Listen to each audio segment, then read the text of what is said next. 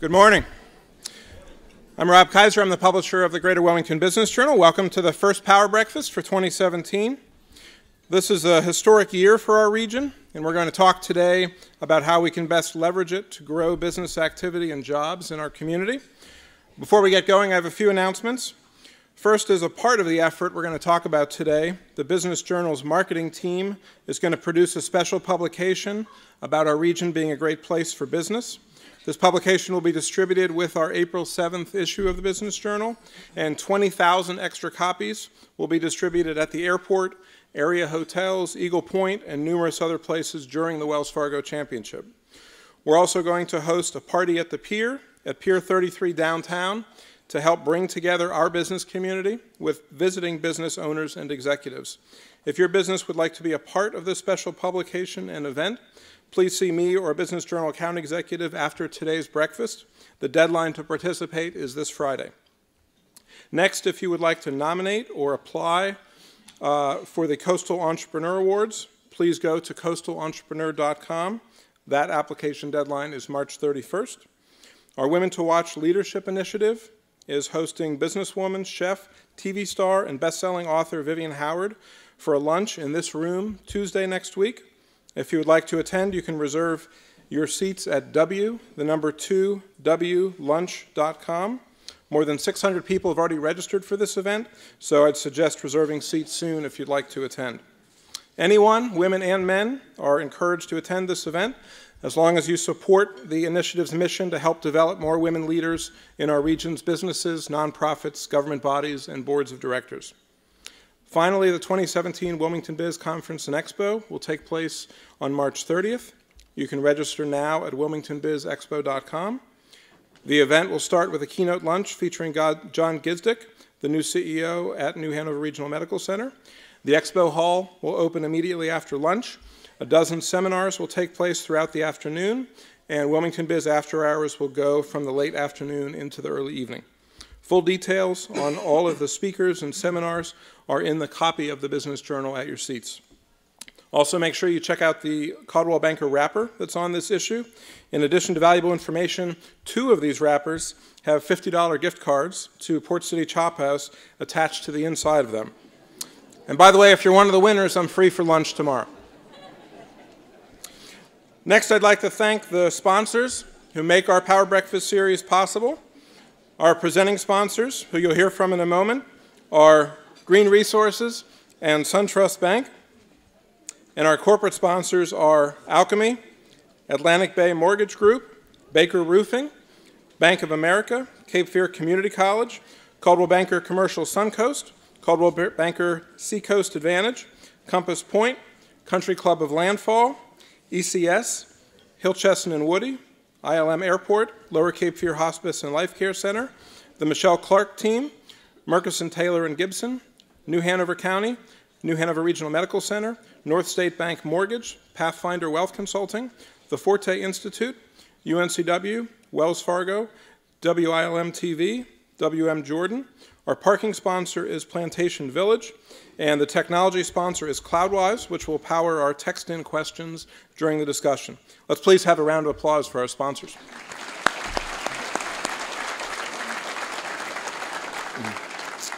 We'll now hear from Gary Green with Green Resources, and he will be followed by Sandy Spears with SunTrust Bank.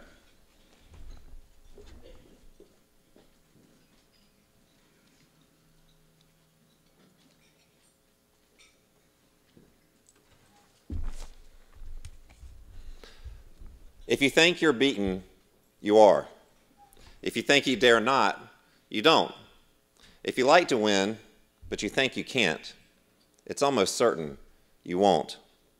Life's battles don't always go to the stronger or faster man, but sooner or later, the one who wins is the one who thinks they can. Good morning, my name is Gary Green, and I'm with Green Resources. We're a recruiting firm here in Wilmington that helps you locate and land great talent.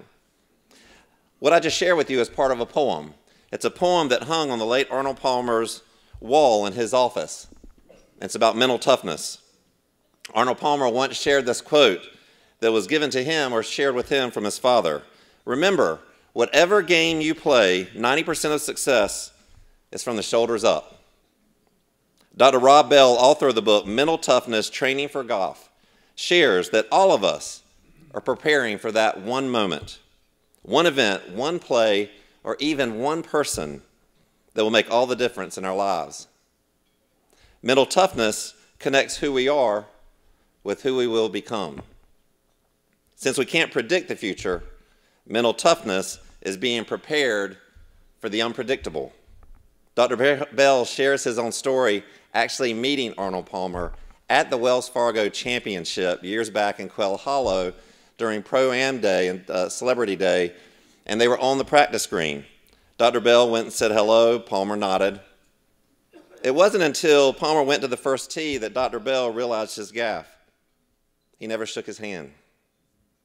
Here was perhaps the only opportunity to shake the hand of the largest icon in golf, and he missed it. He went on to share that we must always be ready for any opportunity that arises. It may be as simple as meeting the greatest icon in golf or hosting the Wells Fargo Championship at Eagle Point Golf Club here in Wilmington. Today, we get to hear from 4 Wilmington icons who will share with us how the Wells Fargo Championship is so much more than a golf tournament, as it serves as a springboard for sustained business growth in this area. We will hear from Albert Eckel, partner of Eckel & Vaughn, the agency of the Chamber's regional marketing initiatives, who displays mental toughness when he runs the New York Marathon this October for the 9th time, and when he finished off 6 hot dogs in his company's hot dog eating contest. Nice job. We will hear from Kim Huffman, President and CEO of Wilmington and Beaches Convention and Visitors Bureau, who loves to show off Wilmington and likely learned her mental toughness as a Duke fan, and is being rewarded for that mental toughness over the years by expecting her first grandchild in May. Congratulations. We will hear from Wilmington Mayor Bill Sappho, who continues to display incredible mental toughness on behalf of this community, now in his 6th term as mayor. And we will hear from Commissioner Woody White, Chairman of New Hanover County Board of Commissioners, who displays incredible mental toughness as a civil servant as well as an attorney, even being recognized as a super lawyer, a status awarded to less than 5% of attorneys across the state. At Green Resources, we do not want to miss that chance to shake your hand in hopes of becoming your recruiting partner and helping you be prepared for the unpredictable. It's not about filling a job. It's about finding that one person, that one mentally tough person who will make a lasting difference on your company's team and culture while feeling accomplished in their work. At Green Resources, we want to help you win, and we think we can.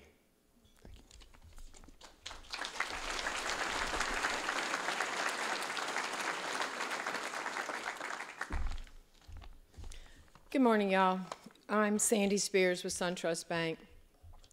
I was going to introduce everybody too, but I'll drop that part off my speech. I didn't get all the cool information on them. It was pretty cool about all the hot dogs. All right, today as a community, we are looking at directing the spotlight at Wilmington, preparing our community for the Wells Fargo Championship golf tournament. And how can we position ourselves for business growth long after that game is gone? But y'all, it's as easy as the sayings your mama used to tell you. Now, I'm sure our panel's going to give you a lot more detail, but here's my tips.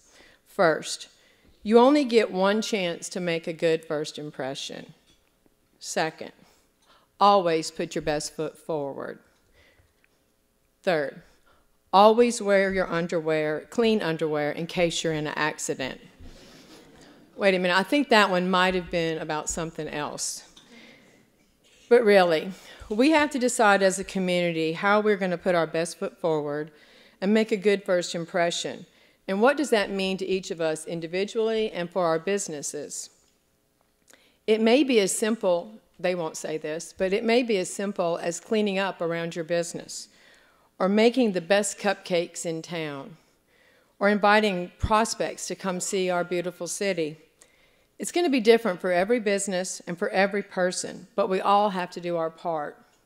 As Dr. Zeus, of course, there's going to be a Dr. Zeus comment. I'm up here.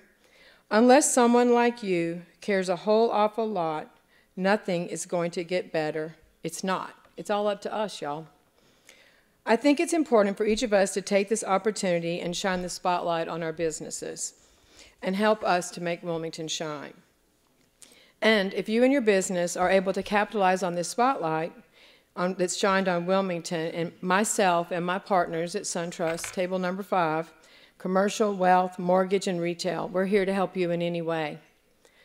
I want to end my talk. I guess we both had to Google golf people, or maybe he already knew about golf people, but I Googled golf people. So I read a lot of Wikipedia, and I decided over the last week that my favorite golf person is Bobby Jones. I liked him really more for his cool quotes and his unbelievable character, better than his game.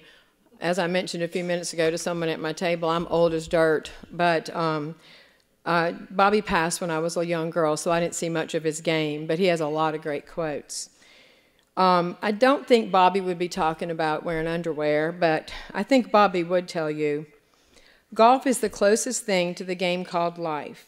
You get bad breaks from good shots. You get good breaks from bad shots, but you have to play the ball where it lies. Well, y'all, the ball lies in our hands, in our esteemed panel's hands. So the spotlight's on Wilmington, and let's all go make it shine. Thank you.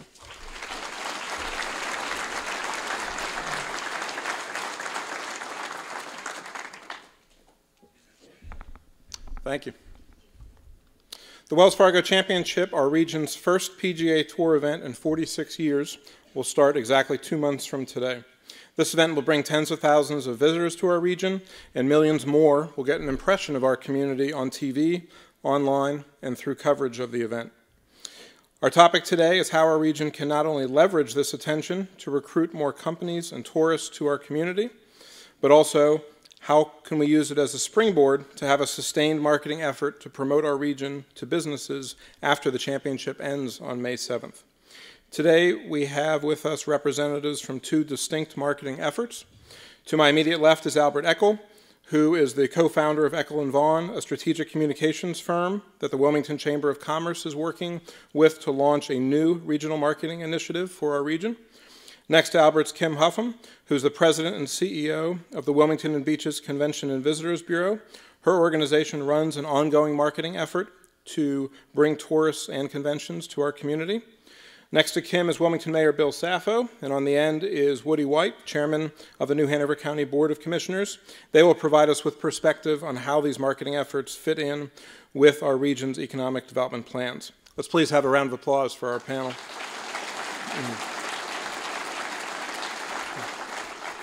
In the interest of full disclosure, I also want to mention I'm on the board of the Cape Fear Future Initiative, which is helping fund the Chamber's marketing effort. If you have a question during the conversation today, please text it in to the number that's in your program. It's 910-264-8955. Make sure you include your name and table number with the text and your question. We will get a microphone to as many people as possible so you can ask your question directly to the panelists. I'd like to have Albert start us off by giving us an overview of the marketing initiative that he's working on with the Chamber. Great. Thanks, Rob, and good morning to everyone. And Gary, I ate 6 hot dogs, and I lost. So, and I don't like to lose.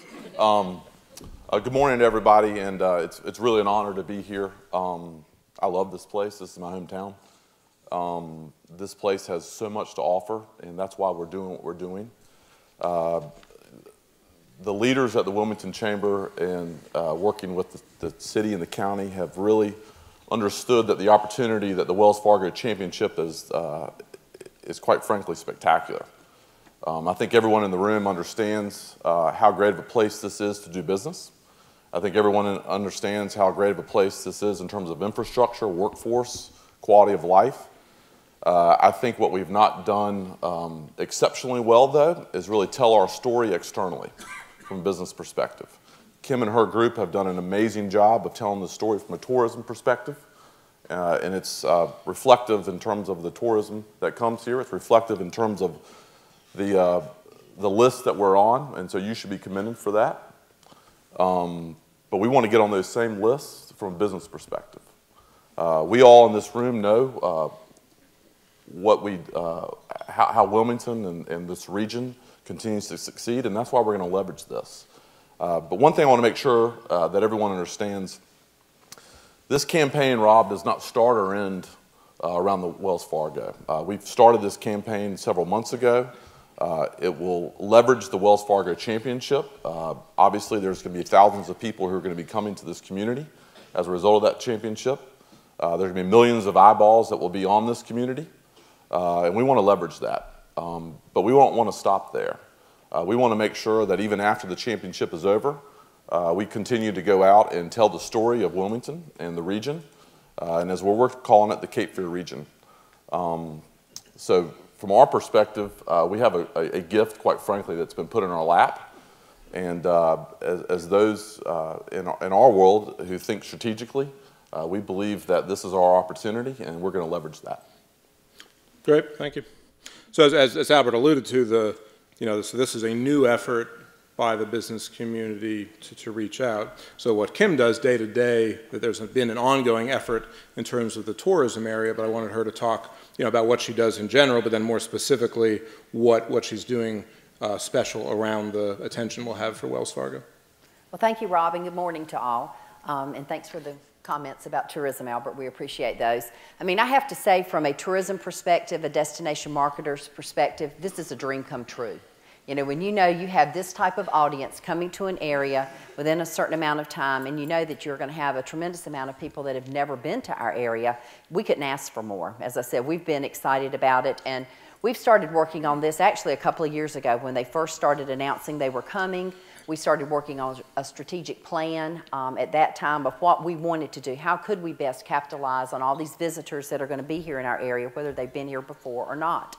So we started at that point, and as I said, we've had an ongoing strategic plan going since before the tournament last year. We did go up and visit the tournament and just kind of see how it ran and what we could do from a visitor perspective for that. And it's a little different here, as the other Kim Huffam has shared with us. There, you've got mostly people from Charlotte, a lot of them that come there. Here, we've got a bigger opportunity to bring people in from other areas and to showcase our area. So what we've done is, with our strategic plan, we've kind of broken it down into two parts, and we've looked at what can we do for the visitor itself, and then how can we capitalize on the media that's going to be here when we look at both those buckets. And some of the things that we're doing visitors-wise, as I said, we started last year. We had ads in the Spectator Guide, the program guide last year, and to go ahead and start building awareness, talking about they were coming to Wilmington this year, and those types of things. We've already started some social media posting, not as active as we'll get as it gets closer, of course, but we've got some social media programs. We're part of their website. If you go to the Wells Fargo Championship website, you'll see an icon for Wilmington, and it links in, and we've been helping provide the Wells Fargo staff with any type of information they need, whether it's photos, content, and those types of things, again, to just make it aware so when people look on there, they realize where they're coming and what they're doing. Some of the things, though, that we really want to be able to capitalize on is when we have the visitor here in market. Because we know, as I said, there will be some that have been here before, but we're going to have a tremendous amount of people that have never been to our area. And not only do we want them to have a wonderful time when they're here during the tournament, but we also want them to come back. That's my job. We market every day to get people to come in, spend their vacation times here. And as Albert even said, bring their businesses here, look at our quality of life and all we have to offer. So some of the things we're going to be doing, of course, as I said, we'll be ramping up our social media efforts, but we're trying something new. We're going to actually, I don't know if you all are familiar with geofencing, and I explain it, my staff loves it when I tell my explanation, but we're going to literally throw a virtual fence over the top of Eagle Point Golf Course. And we're going to inundate those people when they're there with ads and things throughout on their mobile devices. So we're going to be able, again, just put us top of mind. We want people to make sure that they know that we're there. Another thing we'll be running that on the mobile side is we have purchased on the mobile app for Wells Fargo Championship, we'll actually be running banner ads.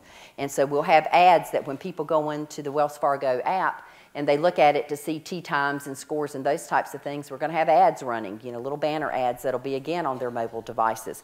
We're going to have an expo tent. We're actually sharing a tent with the Chamber, and we'll be there on the tourism side where the Chamber will be there talking about economic development and moving your businesses here. So again, a good partnership that we're going to be having with the Chamber. And then, of course, we'll have an ad in both the program guide and the spectator guide. So those are some of the things that we'll be doing when the people are actually here in market.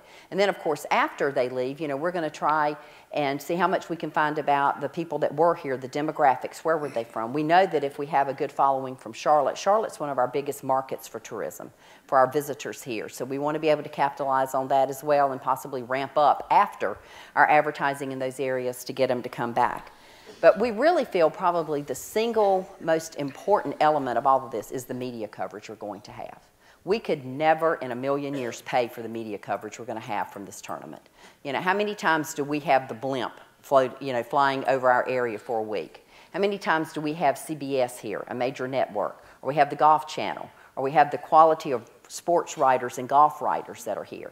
And we do realize that when they're here, a lot of their coverage will be of the players themselves, but we're going to be able to try to make contact as much as we can with them. One of the efforts that we're doing, which is a regional effort for us, is we're having a media reception. All the credentialed media will be invited to a reception that the tourism groups from southeastern North Carolina are coming together. We'll have some one-on-one time with those media. Also gives us an opportunity to have a presence in the media tent during their time. So again, just trying to pitch story ideas, providing what they need. We've already started having some calls from different golf publications have been contacting our communications PR effort about that. So again, it's just getting the word out there.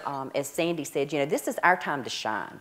And this is our one opportunity. So not only from the marketing perspective, but from the business perspective, we need to put on our best front. You know, we need to be dressed up if it's as small as you said, cleaning up around your business, you know, putting a welcome sign up. And we're going to be working with our industry partners to encourage them to do that. But you as the business community, however we can encourage you to spread that word, it would be great. And last but not least, you know, we want to see what the economic impact will have of this. Tourism in 2015, which is our latest economic impact numbers we have, brought in over $500 million to New Hanover County. That's a lot of money. Tourism is one of the largest industries in our county. I'm very proud to be able to represent that. And again, when you're looking at an event that has the potential estimates of 40 to 60 million in addition to that, it's a time for us to be in the spotlight, and it's a time for us to shine and put on our best foot forward. So thank you. Thank you. So I was hoping next,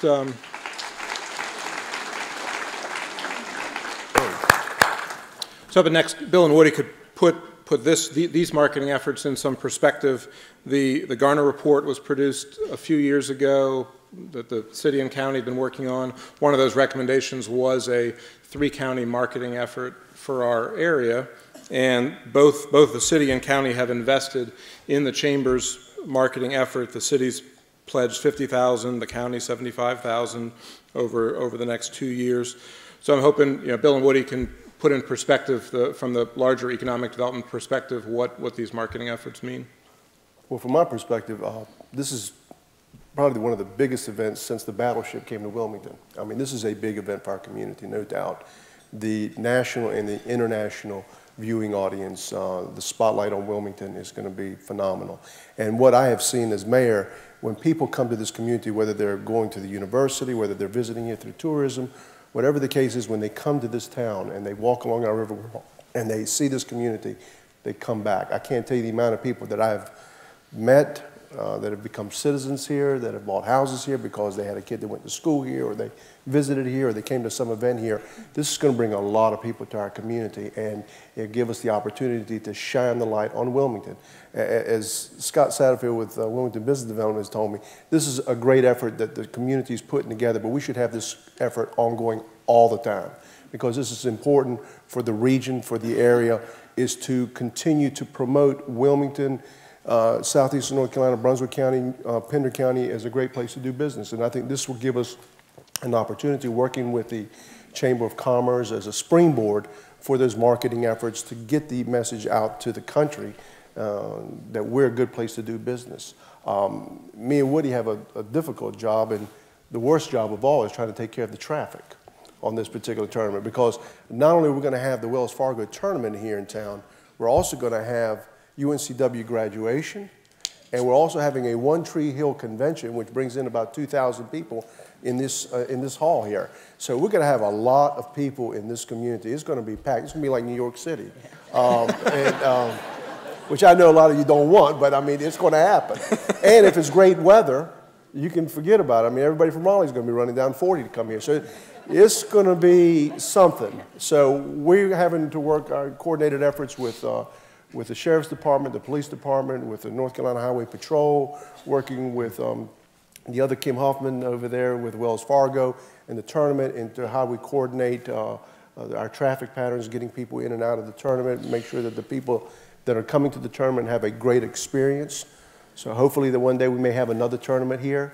But I think the other thing that I will tell you as the mayor that I would like to see everybody in here do is buy a ticket to the tournament, because we want to make sure that we support the tournament also. Because if they have a good experience here, and let's just say there's another opportunity where another course has to close for a major tournament, they may bring it to Wilmington again. I'm hoping that they would. But this is a great opportunity. I think Councilmember Lawler said it best. He says, this is our Super Bowl, and we better be ready for it. And I hope we are. And I think that through the coordinated efforts of the Chamber, from the CVB, from the tournament, from the county's perspective, I think we are ready for it. And I just want to make certain that when people come to the community, as they always do, they fall in love with this area, they fall in love with the city, they fall in love with the beaches, and they fall in love with the people. And you folks are our best ambassadors, so we're ready to go. Woody?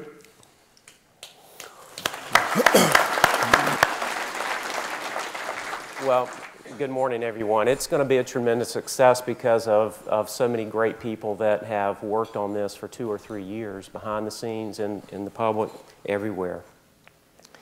As a government official, I'll tell you what's exciting to Bill and I and the boards that we represent, however. It's the 1 and 2 and 3 year looking forward period, because this community has spent a lot of time, at least the last 5 or 10 years, talking about economic development. And if you ask a 9th grader to define that 2-word phrase, what does that mean, economic development? Well, if you step back and think about it, it means developing our economy, right? It's pretty simple. How do you do that? There's not a lot that government can do to develop our economy. There's a lot of things we can do to hurt our economy developing. The things we can do are be advocates, have good land use ordinances, the basics, low taxes, good public safety, fully funding schools. Those are the things we can do. 4 years ago, Bill and I sat down and with our peers on our boards and got together and commissioned the Garner Report. Because we see the successes that Kim Huffam and the CVB have in bringing $500 million here for tourists. Come here a week a year or 2 weeks a year, and over time that builds up because it's such a wonderful place that we all know we love to live. But I'd like to see a show of hands right now. How many of you in the last 6 months have traveled for business across the country? Raise your hand. All right, a fair amount. I would challenge every one of you that have done that. If you haven't, next time you do, pick up a local newspaper in Chattanooga or Austin or Detroit or Des Moines or wherever you're going, and look at the local news reports of what's going on in that community for economic development. You know what they're talking about? The same things. You know how many people and communities would kill to have this situation right here? Every one of them. So I challenge you to look at those newspapers. What are they talking about? Well, they're local leaders, they're regional partnerships, they're talking about the exact same things we're talking about. And so when Greg Green comes up and says that we have to have a winning strategy, we have to think like winners, when Sandy says we have to put our best foot forward, that's exactly what this opportunity gives us. Because looking forward a year from now, 2 years from now, the Wells Fargo, we hope, comes back. We hope there are bigger and better Super Bowls that come to our community. And some of that depends on the success of the next 68 days, by the way. But we also want to continue to tell our story. Because if we don't, others will tell it for us. Or others will drown us out in our sister communities around the country. Not many communities in this country have what the Garner Report identified as the place-based assets an international airport, an award-winning university, an incredible community college, a freshwater river, a vibrant environmental group, and activists. I mean, these are great assets that we have. Lots of communities have one or two of those. Not many communities have it all. We got it all. And so as a government official, when our board sits down and talks about developing our economy, that's what excites us, is that allows the private sector, what can we do as government to allow the private sector to flourish and to assist in telling the story. And so it's exciting. It's 4 years after when Bill and I were up here talking about this same thing, about how the city and the county was going to work together, and looking at the fruits of some of that labor. Now, we can't take credit for the Wells Fargo coming here, but we sure can take some credit, all of us can, for continuing this conversation and taking some of the Garner report and the Pathways to Prosperity report and pushing it forward. There's some things that I disagreed with in there, some things that you disagreed with, but an awful lot of things that we agree with. And so it's exciting. I look forward to the next 68 days, but I also look forward to the next few years as this becomes a springboard for the great things that we can accomplish together. Thank you.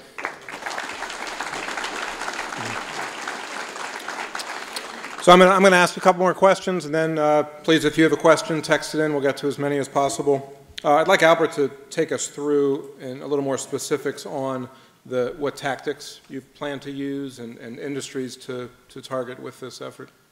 Okay. So in terms of industries that we're targeting, a lot of the industries are what came out of the Garner report. Precision manufacturing, aquaculture, in terms of offices, companies that are bringing large office opportunities here. Directly out of the Garner report is exactly what we used. In terms of tactics, as we've always said, we use what we're calling sort of a PESO strategy: paid, earned, shared, and owned. We are going to be doing things such as digital advertising. We're doing geofencing as well as what Kim is doing. We're going to be doing videos. All last week we're shooting videos all around this region. And I'll make sure everyone understands, when we talk about what we're doing, we're talking about this in terms of a 5-county region. We're looking at Onslow, New Hanover, Pender, Brunswick, and Columbus County as well. So we see this region as much larger. We see this as the Cape Fear region, not just Wilmington. Obviously, everyone here understands that Wilmington is sort of the hub.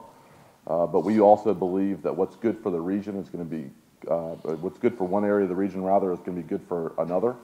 And so we want to make sure that we acknowledge all of our regional partners, because we've had some really strong regional partners. Quite frankly, Rob, just getting the regional partners in the room from an economic development and a Chamber of Commerce perspective has been very powerful. And having everyone understand that we're all on the same page, and quite frankly, we're all in this together, and that when one succeeds, the other succeeds. So we've been doing videos.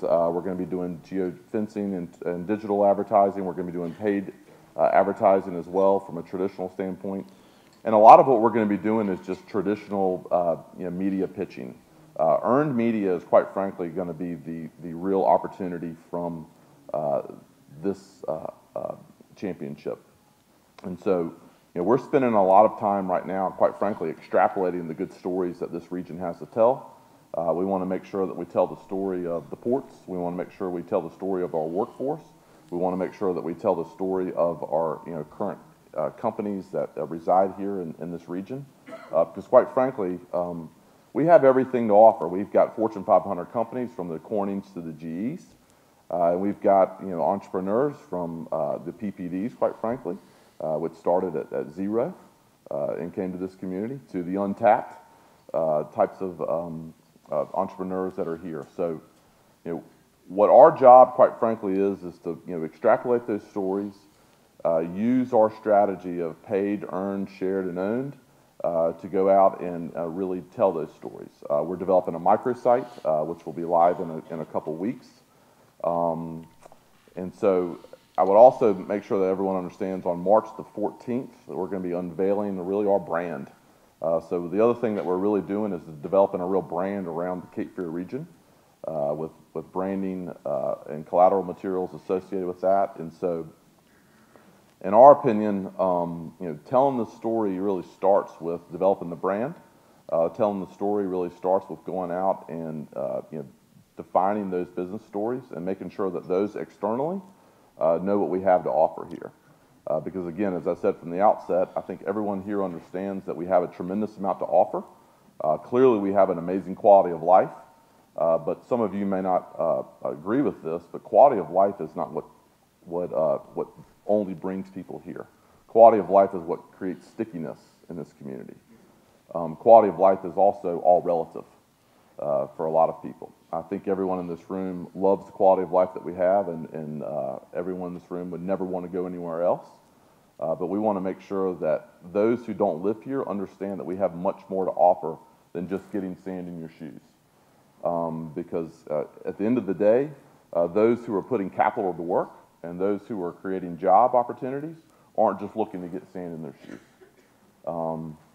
Their employees like to be here, and they get sticky when they get sand in their shoes, if you will. But from our standpoint, we've got amazing business stories to tell. We're going to be using multiple tactics to go tell those stories. Great, thank you. I think it's important to think about how people on the outside see us. And preparing for this and talking with the mayor, he had an interesting perspective when you think about where over the years a lot of the messages come from, a lot of the communication comes from about our community. Outside of Kim's group is really the real estate community, and a lot of the communities that go to the Northeast and Midwest and are talking with people face to face and running campaigns there about potentially moving here. So I was hoping the mayor, you could give some perspective on on your history and doing that, and how you think Wilmington looks, our region looks from the outside. Well, from a marketing perspective, I mean, when landfall was underway and really going full blast, I mean, there was a lot of marketing efforts up in the Northeast. Now with Brunswick Forest, Compass Point, you have significant investment in marketing in the Northeast, in recruiting people down here from those areas. When they come down here, they fall in love with the place and they buy houses, and they come here and become residents. And then, of course, invariably they bring their relatives and they bring their friends with them. But the other part of it, going back to Albert's piece with the marketing perspective and going to the Gardner report, what I have witnessed in the last couple of years with economic development in this community has been the growth of kind of our high-tech entrepreneurs like Encino, Live Oak Bank, Castle Branch, and Alchemy, which have been companies that were already here but started to expand their operations, their base of operations. Obviously, PPD has been a success story in the community for a number of years. And understanding the competition for jobs not only in this state but also around the country is very competitive.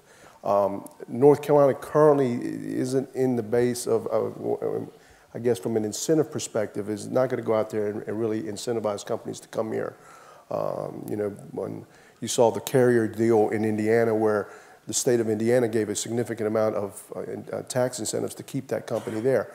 I don't believe we're going to be there as a state right now from an incentive perspective. But I do feel that what we have here is the quality of life, which people love, and the community. And when these businesses come here and they locate here, they're telling other people about it, they're bringing people, and they're hiring people from outside the area, and they're hiring from within the university system and the community college system here. So from a marketing perspective, based on the Gardner report, there's significant, or there's definite industries that we want to target and go after to see, can we bring some of those businesses here? If they happen to be coming here for the tournament, it's a great opportunity for us to touch base with them, talk to them. If they like the area and want to know more about the area, then it gives us an opportunity to sell the story. And hopefully, all you need is one or two of these businesses. And Dr. Eshelman made a commitment. This community started with about 20, 30 people, and look what transpired. Same thing with Castle Branch today. Castle Branch is almost 500 people there. Same with Encino.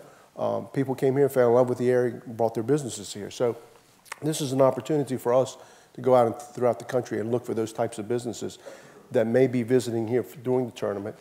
And even if they're not visiting, I mean, if they're coming here and they're bringing their companies here and doing something for the tournament, but also visiting here, you're going to pick up some of that. Yeah. Does anybody else have a perspective on how you think our community looks now from the outside? Well, Rob, I mean, I think we, like Albert said, it's all relative what it looks like. What I think we spend an awful lot of time thinking about is what it's going to look like 10 and 20 years from now. And you ask yourself, what would have happened in 1966, I believe, or 65, when Wilmington Business Development was first created, if the Committee of 100, or those founding fathers, if you will, hadn't gotten on raggedy airplanes and trains and cars and gone up to Corning, New York, and recruited Corning to come here, or GE. You know, that kind of vision is what we need. And we're here to talk about a golf tournament and the fun and festive nature of that, and it's great. But it gives us this opportunity to use it, as I said, we've all said a minute ago, to look forward to the future. Where's the next Corning? There are some people in our community that don't want a Corning or a GE or an industry here of any kind, and they make reasonable points of view, I guess, for not wanting that. But it's like, you know, a growing community is like the tide. I wear a tide watch here. I'm not going surfing today or going to the beach, but I kind of like to know what the tide looks like. I like to know if it's going out. I like to know if it's coming in. And if you don't pay attention to those types of things as government leaders, you're missing what your primary job is, which is thinking about the future. We know that there's going to be tremendous growth here in Wilmington, in this region.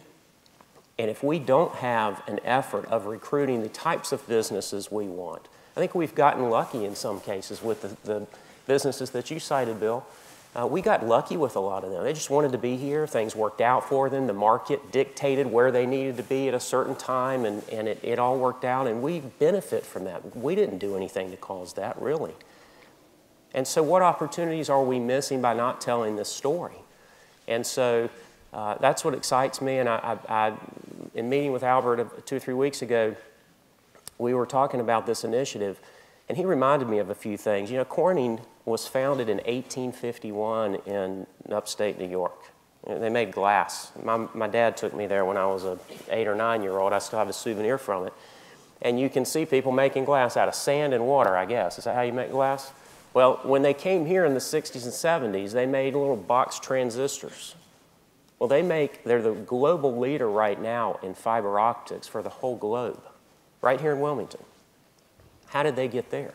Innovation, committing 10% of their revenues each year for 100+ years. I hope I'm not stealing your thunder, Albert, but committing that kind of revenue every year to research and development and funding those engineers sitting up there in cubicles figuring out what the next marketplace is going to be like.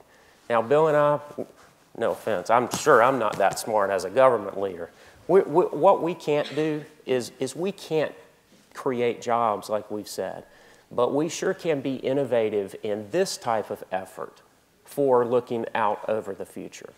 And so you think of those experiences with Corning, you think about what leaders in this community did 40 and 50 years ago, where we would be if they hadn't have done that, and what is our role now? What are we supposed to be doing? Is it okay to sit back and, you know, hope that things work out and be very thankful for Chip and Brett and the others for bringing their businesses here? Or do we also have an added duty to do what we're trying to do here, which is use this incredible opportunity to build for our future, for our kids? We don't want our kids graduating from these great high schools and going to college and never coming home except the holidays. We want them coming home here and working and raising our grandkids. At least that's what Tammy and I want, and I know all you do too. So that's what we're excited about, and I appreciate the opportunity to talk about that, Rob. Thanks. Let's take our first question from the audience. Table 29, Cleve Callison. Make sure you use your radio voice, Cleve. Yeah. Good morning. First of all, excuse me, thanks to the Business Journal and thanks to the panelists for this. It's very informative and very exciting. Full disclosure, Jenny and I live in Porter's Neck, and we're looking to rent out our house. So this is one thing we're I think that's what Craigslist is for. Very pleased about that. But my question concerns something that I think we need to kind of have an answer for this, and I don't know if the group has addressed this as a possibility, but what would be the effect of HB2 on these efforts to bring in companies to the area? So that if you heard the question is what effect do you think HB2 what will have on these marketing efforts on bringing people to our area? I'll take it. Because it's obviously I'm the guy who ate 6 Nobody hot dogs. actually left the stage. Yeah. That was good. I like doing hard stuff. Can we get out back here? Clearly, HB2 is playing an impact in the state, so no one can deny that. However, I do believe that you have a commitment from the General Assembly. I do believe you have a commitment from the governor to address this. And I think you're going to see some certainty around this issue as we move forward. I really don't believe that we're all going to just sit in a sort of a stagnant stalemate. I will tell you that, last week I was with the governor announcing a $200 million announcement for Corning Incorporated in North Carolina, and we're creating 400 jobs within the state as well. Last week there were other multi-million-dollar announcements being made. So you're right, HB2 is an issue.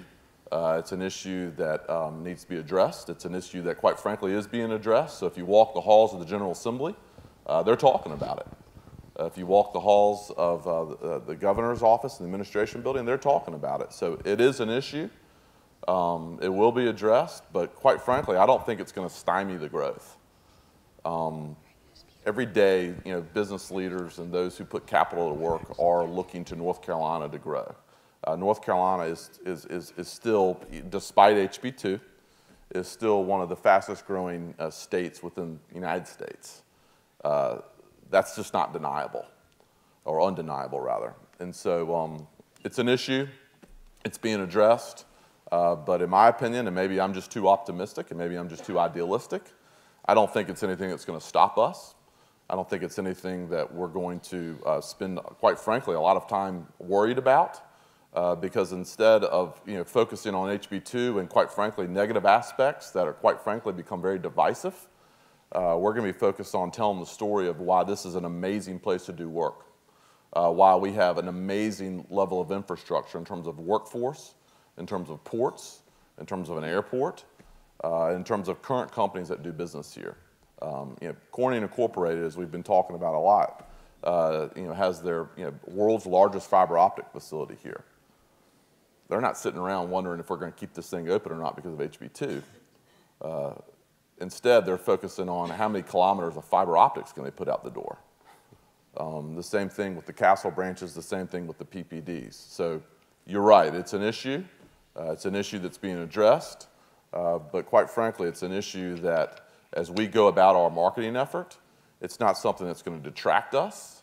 It's not something that, quite frankly, we're going to spend a whole heck of a lot of time worried about.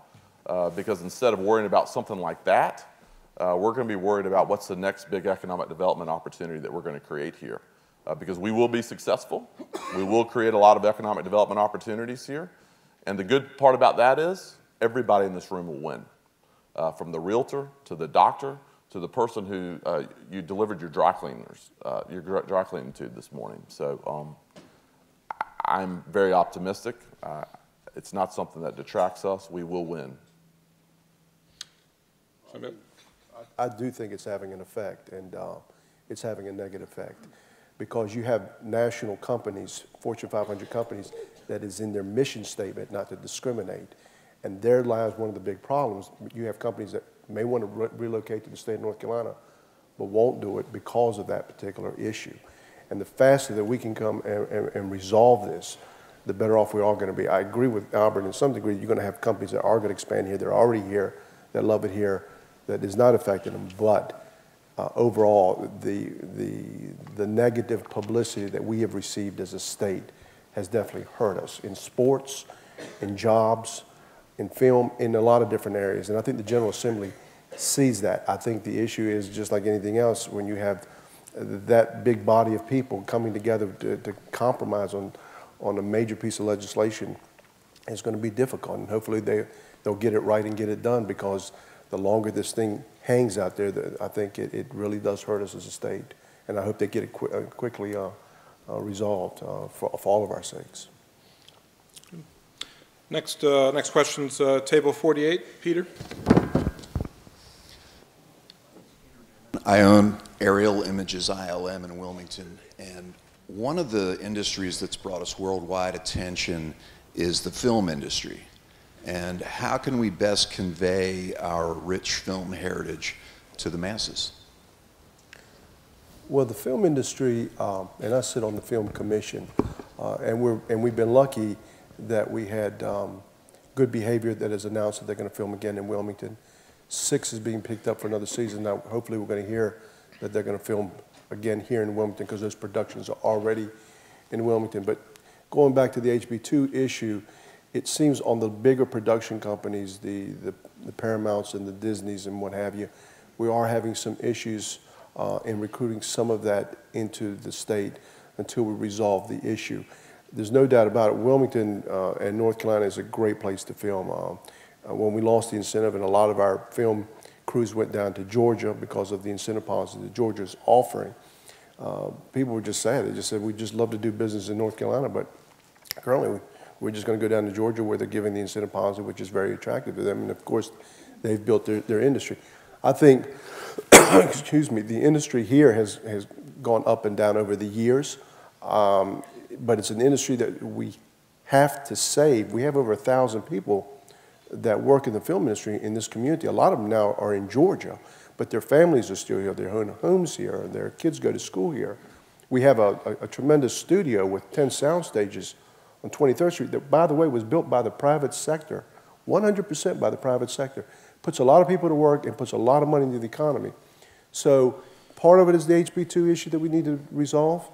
And then the other part is working with our legislative delegation locally, and I have to give a lot of kudos to Senator Lee as well as Representative Davis for their efforts in trying to put a grant program that makes some sense, that did result in $60 million over 2 years. Unfortunately, there's not a recurring bucket of money, but I think that working through our legislative process, we're going to be able to expand that somewhat, hopefully. But we've got to save the industry for this community and for this state, because it is a good, clean industry, brings a lot of jobs, and it's been great for our community, and brings a lot of national attention to our community.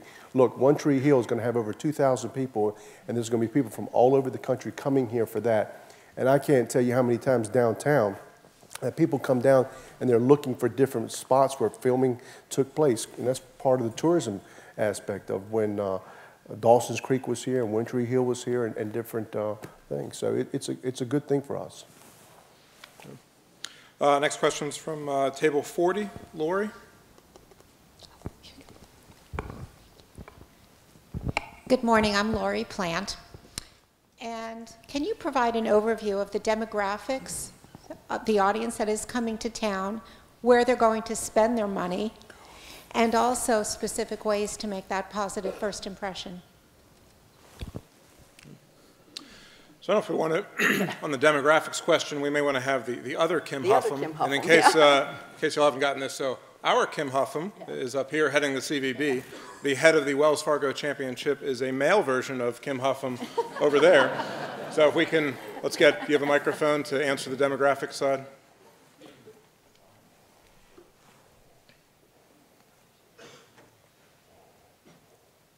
You want to get one of the other mics up too? Excuse me. Thank you. Good morning, everyone. That is kind of weird, isn't it, too, Kim Huffam's? The demographics that are going to be coming into town, golf demographics have changed in the last 10 years. If you read the old publications, we're middle-aged, we're white, and we're somewhat wealthy.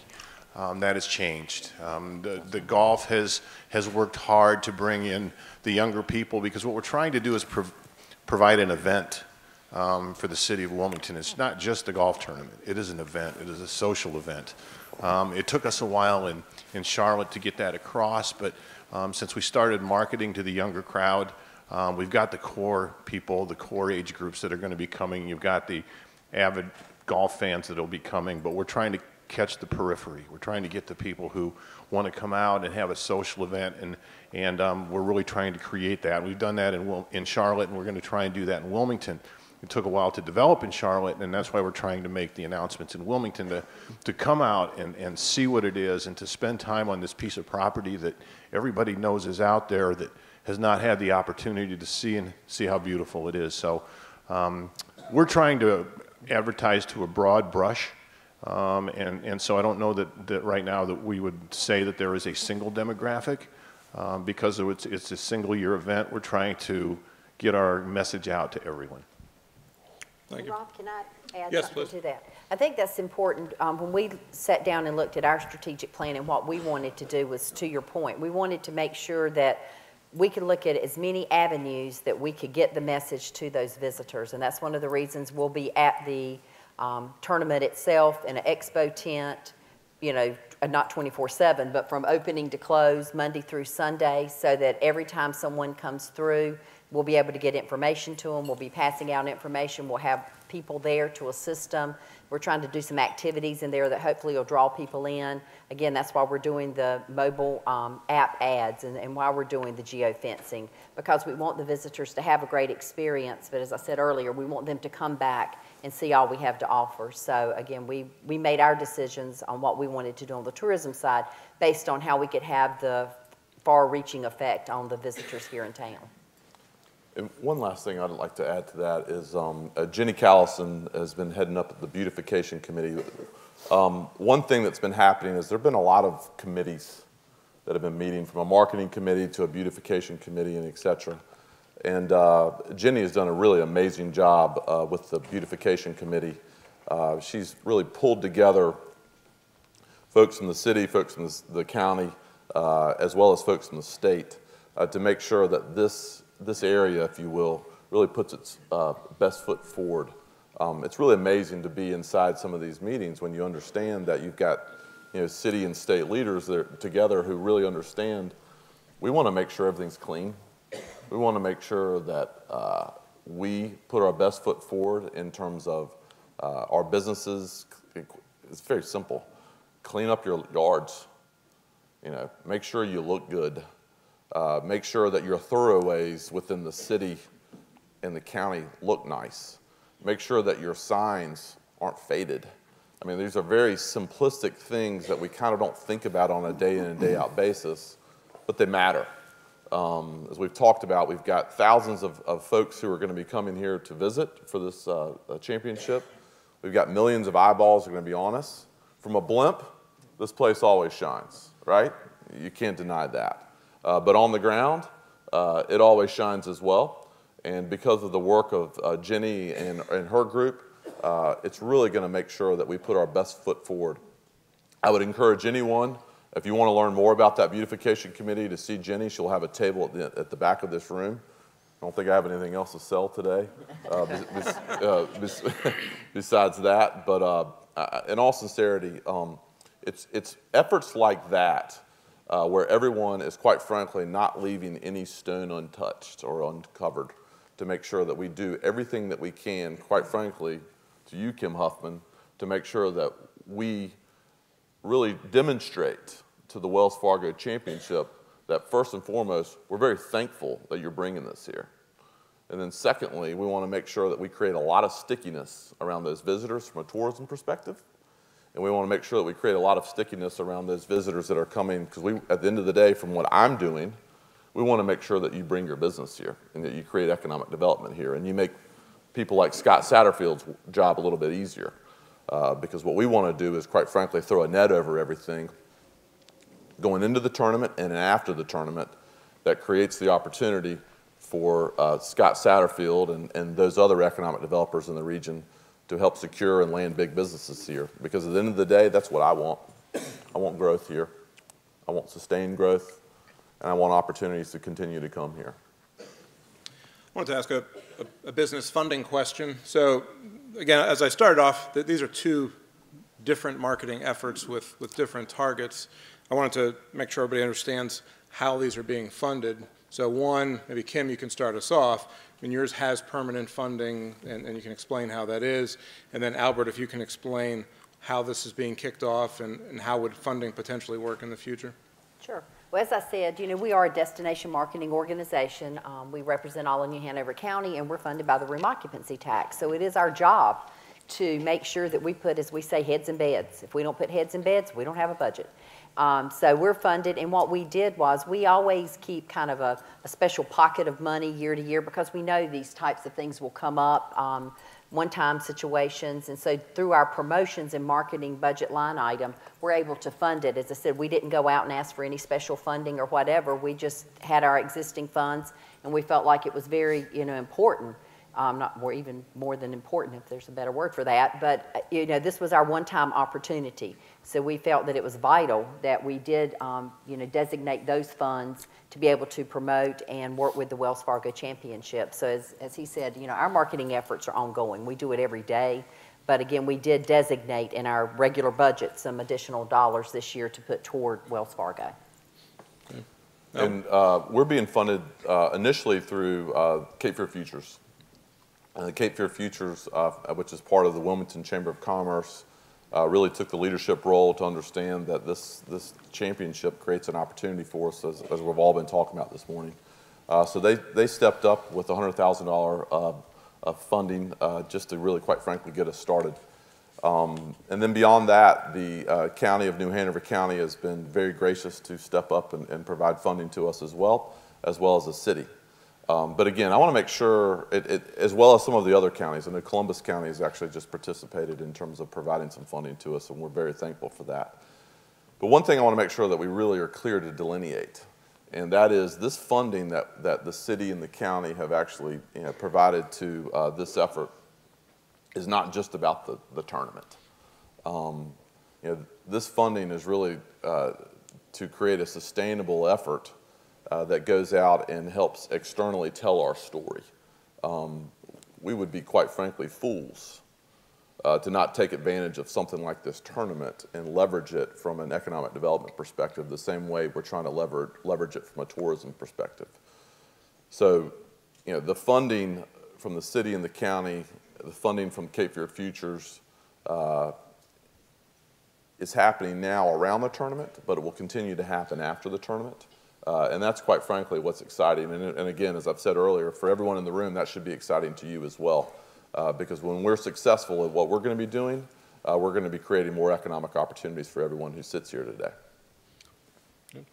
Next question, table 35, Andrew.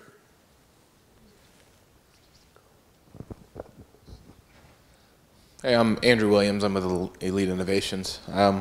So it sounds kind of like the strategy here is we're doing sort of an education campaign around folks that are visiting or viewing this event here in Wilmington to teach them that Wilmington's a pretty good place to set up a business.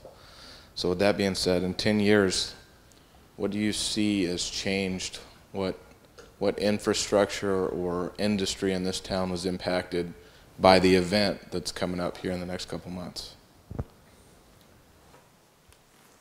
Well, is my microphone working? Yep. That's a great question, and something that we all think about not only in the context of this tournament, but routinely in the strategic decisions we make. When a lot of people came together and helped fully fund and put the 421 water and sewer infrastructure in place through the Connect North Carolina bond, we're thinking about 10 and 20 and 30 years from now. When you see the graph on a PowerPoint about where that growth is going to go, and what those jobs that may be created are going to mean in this community, it's exciting. I don't know that we're going to be able to pinpoint that this golf tournament created this job. But as Albert said, and as we all kind of understand, this is an opportunity to grow out and to look out in the future and tell our story. I want to use this opportunity to say two quick things. First, I'd like to make an introduction. The Chamber of Commerce 4 years ago came to us and said, after the Garner, and said, what can we do to help? Well, this is one of the things that grew out of that, out of Hal Kitchen and Connie Major-Red asking those questions. But recently they hired someone named Natalie English, and she's here today, and it's kind of her coming out party, first event I think she's been at. I did not tell her I was going to do this, and I'm going to embarrass her, and I'm going to ask her to stand up. Natalie, please stand up.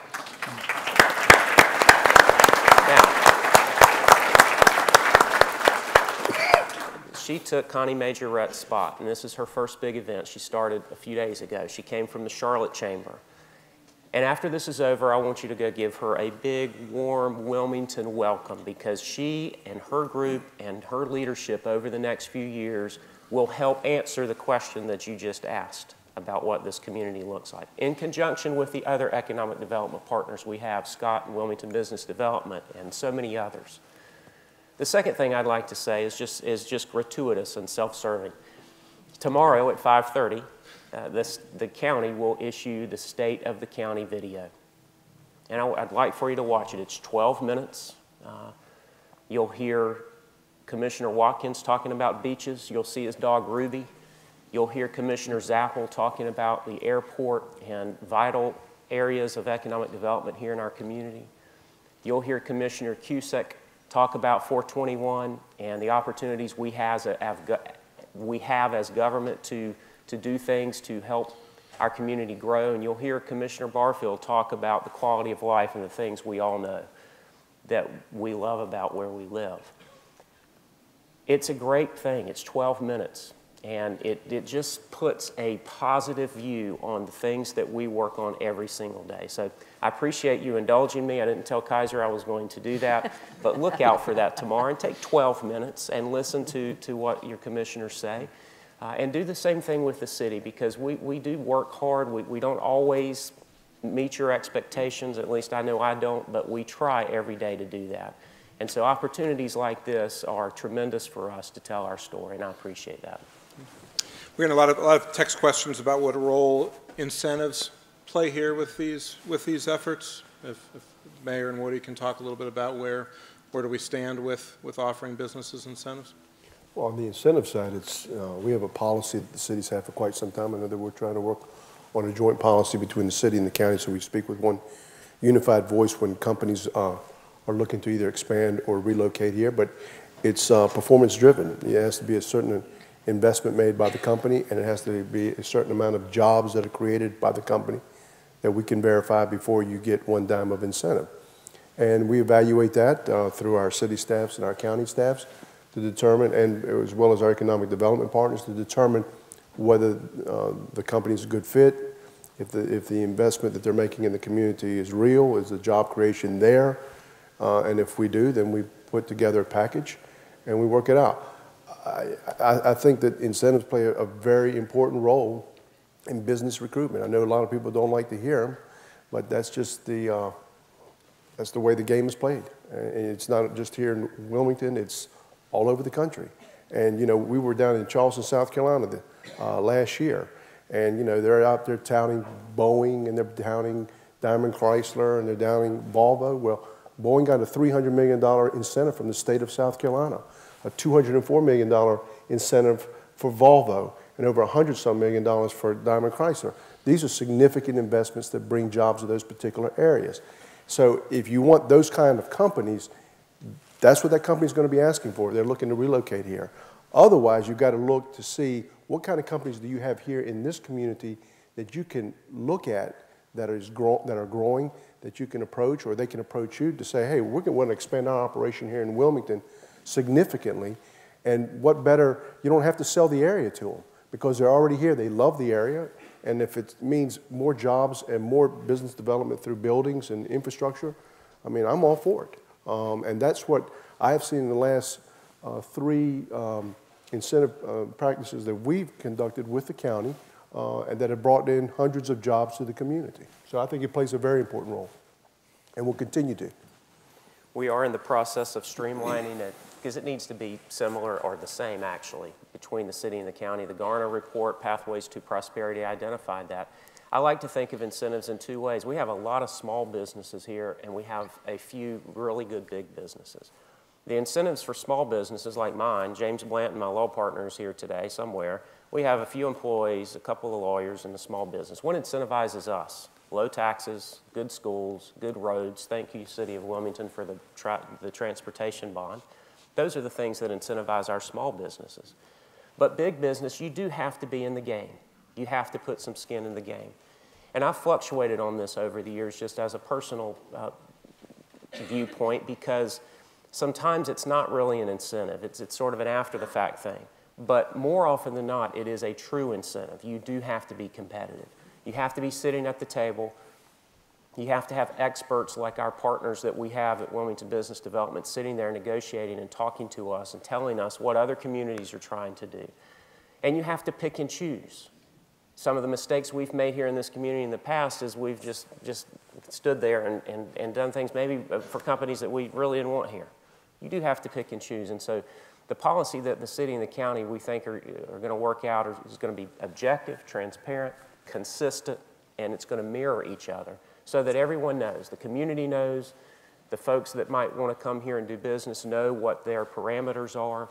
And it came out of the Garner report, and we're excited. We hope that's going to be forthcoming this year. And one last thing, I mean, as someone who spends a lot of time with companies that puts capital to work, incentives obviously come in the form of tax incentives, tax deferment, payouts, et cetera. But incentives also come in the form of assistance with workforce development. Mm-hmm. And to me, that's one of the other great things that we have to offer here with Cape Fear Community College. Going back to Corning, Corning Incorporated has created a real partnership within this community with Cape Fear Community College that has really helped them grow and in essence create a $100 million payroll for this community. And if it wasn't for Cape Fear Community College for workforce training and retraining, quite frankly, they probably wouldn't continue to invest the dollars that they have here. So, as everyone thinks about incentives, at the end of the day, incentives aren't just payments to a corporation or a company. Incentives take on multiple forms.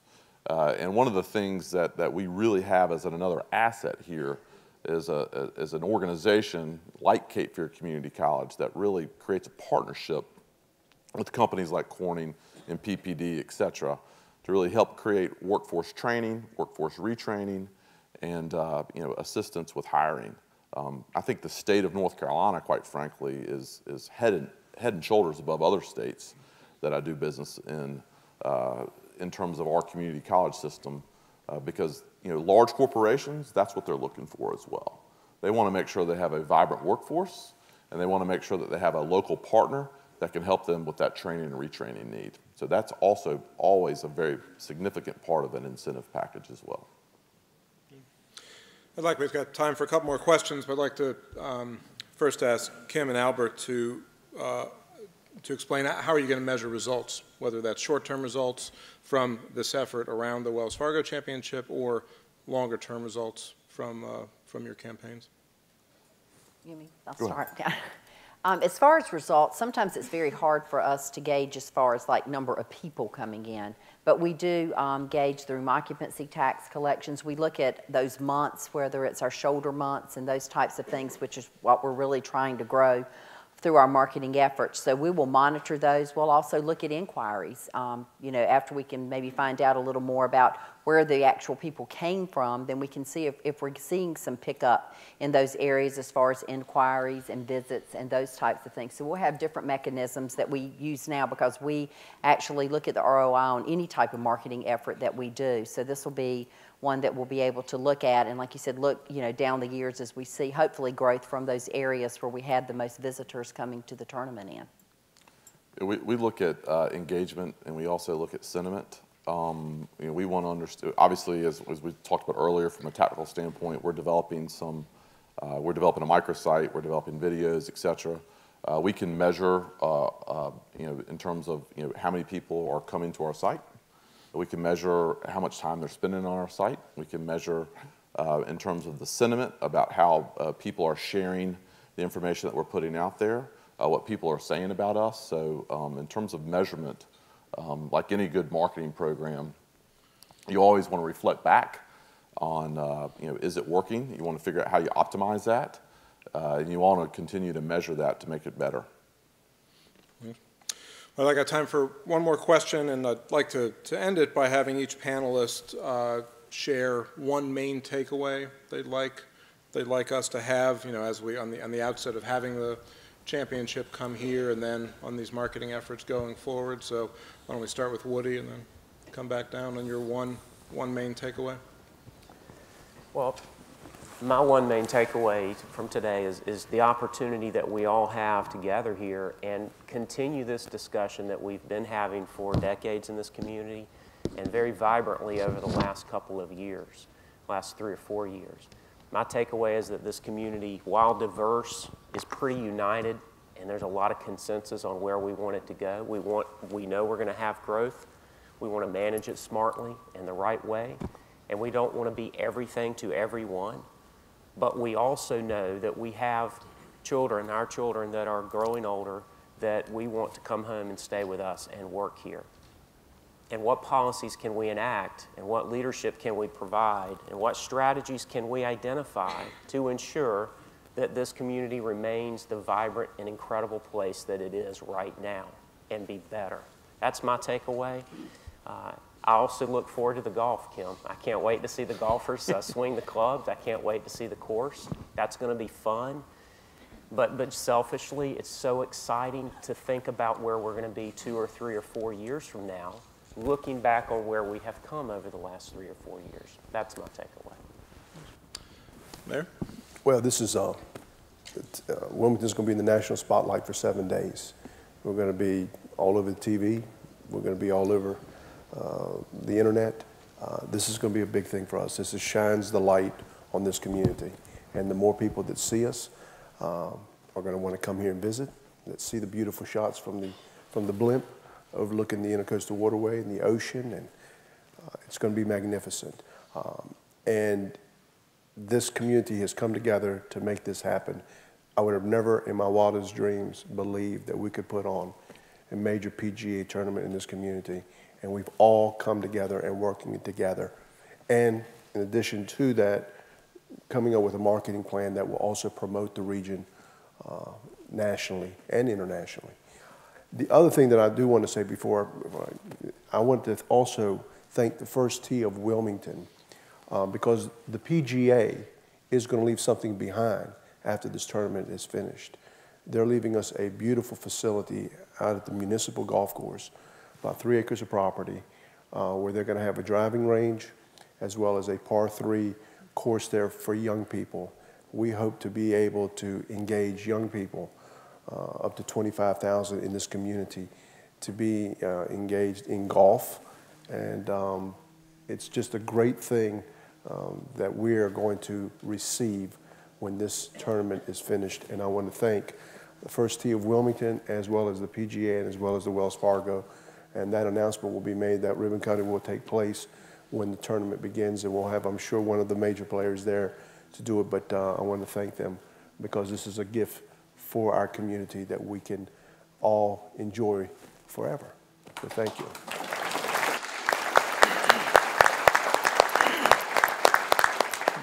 Kim? Well, as I said before, this is a marketer's dream, having this type of publicity, coverage throughout, as the mayor said, for 7 days. But it's also, as I fondly call it, the perfect storm.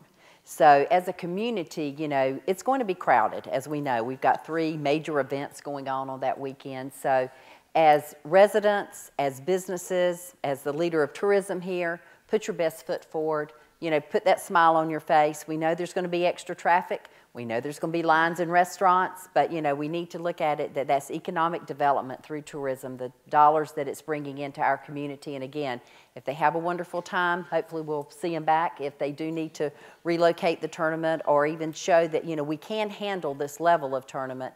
And as we work in our sports marketing and those types of things, it gives us the opportunity to be able to say, hey, we've done this. We can do that, and we have a community that's welcoming, proud, and wants to put their best foot forward. So again, you know, we're all in this together, and we're looking so forward to the people getting here on May 1st.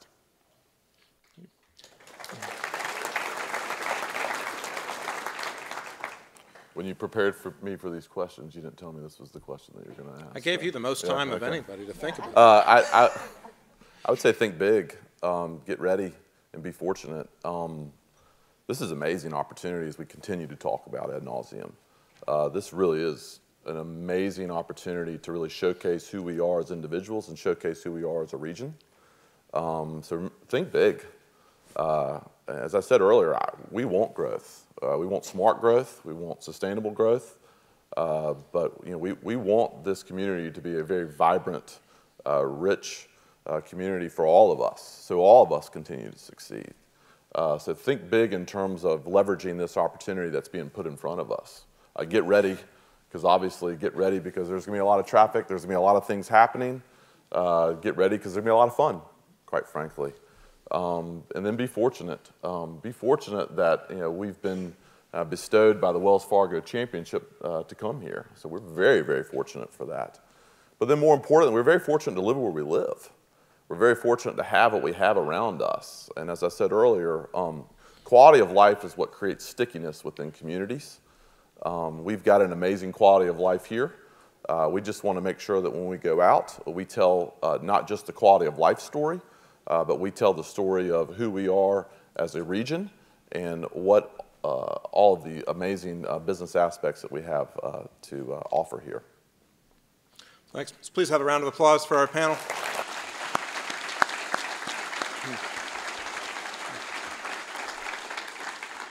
We always like to give our panelists a reading assignment before they go, so we got them copies of Thank You for Being Late, which is a new book by New York Times columnist Thomas Friedman. Seems appropriate. It talks about the rapidly accelerating changes that are happening in our world. A couple announcements before I let you go. One, make sure you have a parking voucher before you go to the garage so you can get out quickly. Two, don't forget the 150th annual meeting of the Chamber is March 14th, and that's where the Chamber is going to roll out more specifics on the marketing campaign. And again, the deadline's Friday if you want to be part of the special publication and Party at the Pier event we're doing. Thank you again for coming.